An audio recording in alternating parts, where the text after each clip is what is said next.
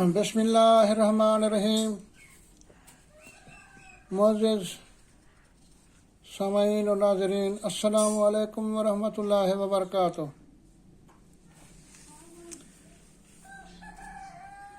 دوستو، جیسا کہ آپ جانتے ہیں، میں بھی ہمیشہ بتاتا رہتا ہوں کہ اس چینل کو بنانے کا مقصد یہ پیام صحت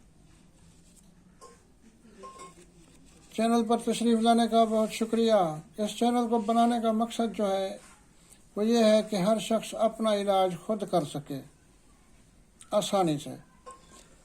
تو اس کا پہلا حصہ جڑی بوٹیوں پر مشتمل ہے۔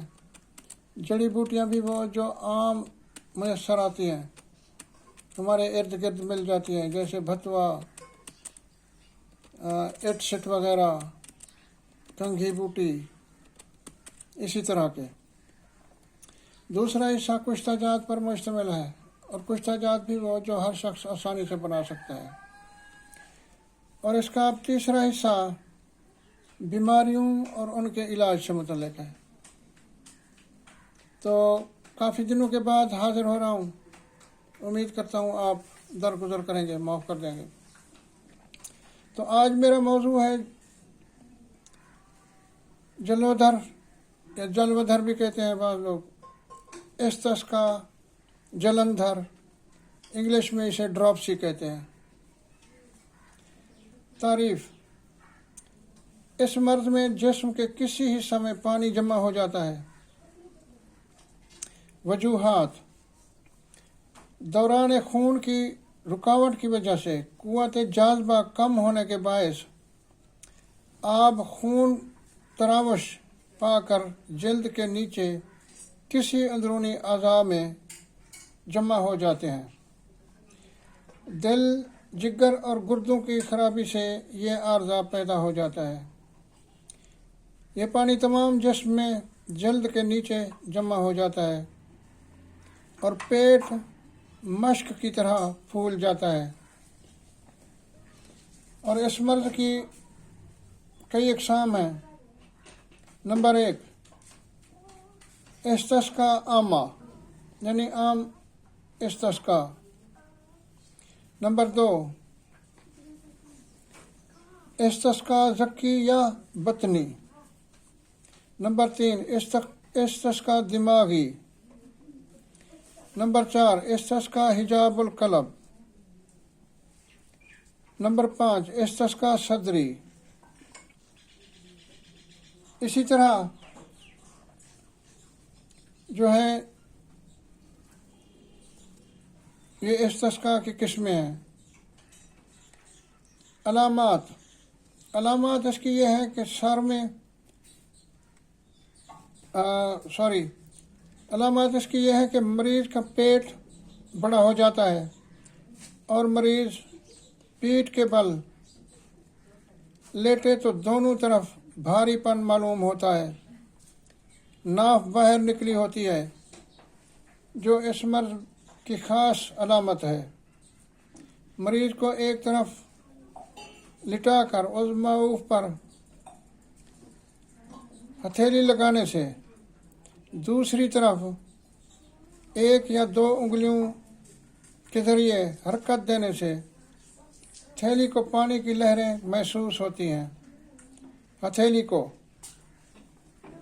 پانی کی لہریں محسوس ہوتی ہیں۔ اور استسقا ذکی اور حمل میں شناخت کے لیے یاد رکھیں کہ استسقا کا پانی عورت کے سینے کی صورت میں دونوں کولہوں میں جمع ہو جاتا ہے۔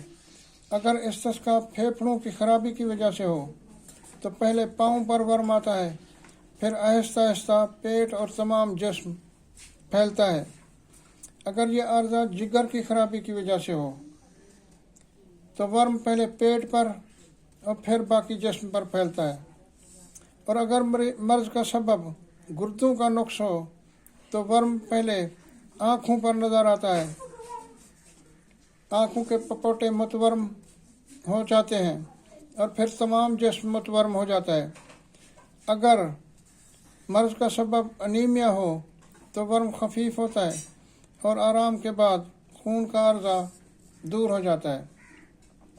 گردوں کی خرابی سے یہ عارضہ ہو تو چلنے پھرنے سے کم ہو جاتا ہے اور آرام کی حالت میں زیادہ ہوتا ہے۔ اور اس کا اب علاج،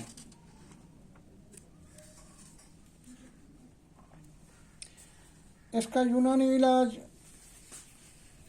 جو ہے، جب یہ عارضہ جگر کی خرابی سے ہو تو ایسی صورت میں جلاب دینے کا فائدہ ہوتا ہے۔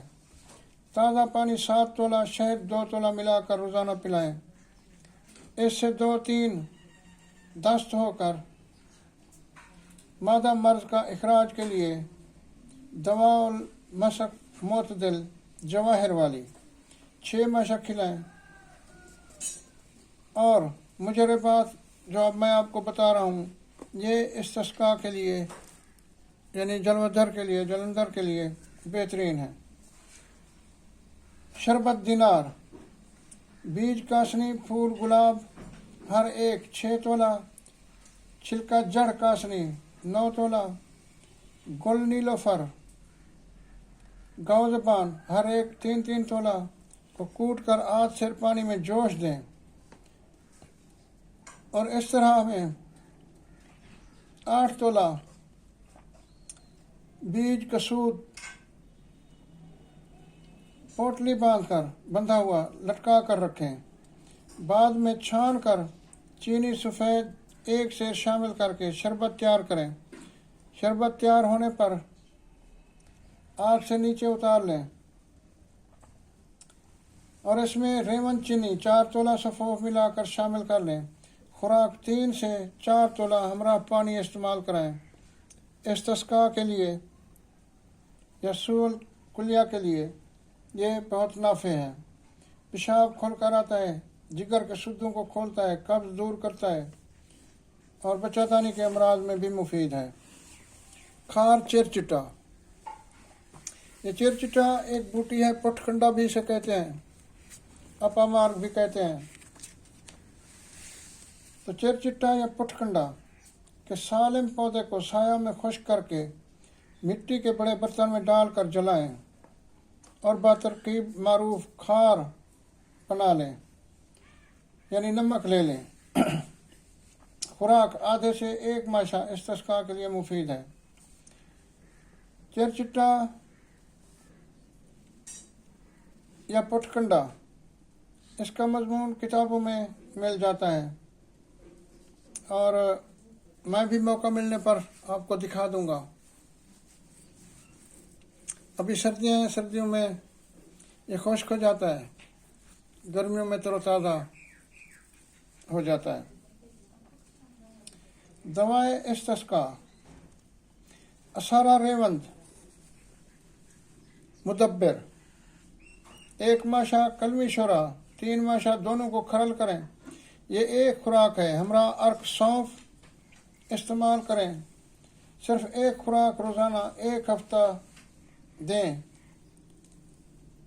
پاخانہ کے ذریعے پانی خارج ہوگا۔ کمزور مریضوں کو نصف خوراک دیں۔ دوسرا نسخہ،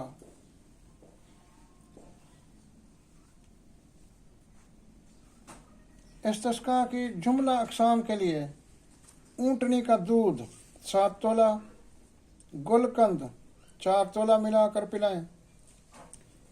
3 روز کے بعد 1-1 تولہ دودھ کی مقدار بڑھاتے جائیں حتیٰ کہ 45 تولہ ہو جائے، پھر 1-1 تولہ کم کرتے کرتے پہلی مقدار پر آ جائیں اور پاخانہ کے ذریعے پانی خارج ہو جائے گا۔ دوائی استسقاء، یہ دوائی اس استسقاء میں مفید ہے جس کو دبانے سے گڑھا بن جاتا ہے، یعنی استسقاء ہو اگر اس جگہ کو دبائیں تو گڑھا بن جاتا ہے، وہ گڑھا جلدی نہیں بھرتا، آہستہ آہستہ پھر اس میں گڑھا بن جاتا ہے۔ اس کے علاوہ دوسری اقسام میں مفید نہیں ہے۔ نسخہ مندرجہ ذیل ہے۔ صفوف سنامک کی 1 تولہ، لونگ 1 تولہ، شہد خالص 1 تولہ۔